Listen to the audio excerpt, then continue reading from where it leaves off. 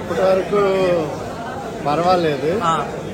శంకర్ సినిమాలో కొత్తదనం ఇంతవరకు ఏం కనిపించలేదు.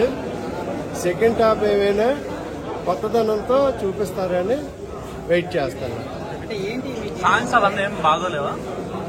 బాగానే ఉంది. అంటే శంకర్ సినిమాలో ఏదో ఎక్స్పెక్ట్ చేస్తాం, అలాంటిది ఇందులో నాకేమీ కనిపించలేదు. కమల్ హాసన్ గారి యాక్టింగ్ బాగానే ఉంది. ఓవరాల్ గా సినిమా ఎలా ఉంది? సినిమా ఓవరాల్ ఫస్ట్ హాఫ్ అయితే యావరేజ్ గా ఉంది. సెకండ్ హాఫ్ లో ఉన్నది ప్రజెంట్ అయితే యావరేజ్. నా వరకు అయితే నచ్చింది.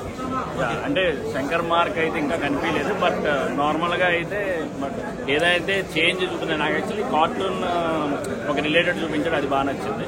నెక్స్ట్ ఏంటంటే అనిరుద్ధ్ బీజిఎం కానీ ఇంకా మ్యూజిక్ కానీ ఇంకొంచెం బాగుండాలి. యాక్చువల్లీ ఒక సాంగ్ తీశారు ఫారెన్ లో, అది మన తెలుగుకి అయితే పెద్ద అర్థం కాదు. బట్ ఓవరాల్ గా ఫస్ట్ హాఫ్ అయితే కొంచెం యావరేజ్ గా ఉంది. బట్ ఏదైతే చెప్దాం అనుకుంటున్నాడు అంటే ఇప్పుడు యాక్చువల్లీ అంటే నార్మల్ గా ఎంతవరకు కనెక్ట్ అయిందో లేదు తెలియదు, కానీ నార్మల్ గా మనకి బ్యాంక్ నుంచి లోన్స్ తీసుకుని బయటకు వెళ్ళిపోయిన విజయ్ మాల్యా ఒకటి చూపించాడు.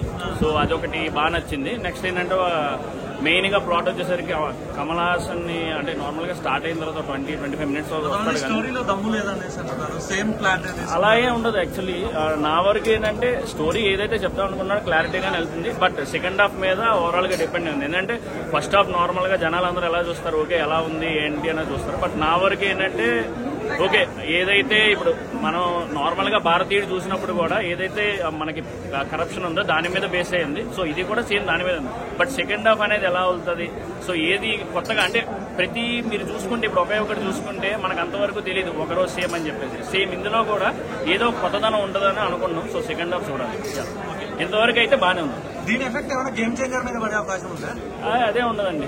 యాక్చువల్ నా వరకే అంటే నేనైతే అదే అనుకోవట్లేదు. ఎందుకంటే శంకర్ ఏదైతే చెప్దాం అనుకుంటున్నాడో కరప్షన్ ఇప్పుడు ఆయన డీల్ చేసే సబ్జెక్ట్ ఇప్పుడు నార్మల్ గా విజువల్ ఎఫెక్ట్స్ చూపించడం ఒక ఎత్తు. బట్ ఇదేంటంటే మనం ఉన్న సిస్టమ్ ని చూపించడం అట్లీస్ట్ 10 మందిలో ఒకటి మారినట్టే కదా. So at least they are trying their best.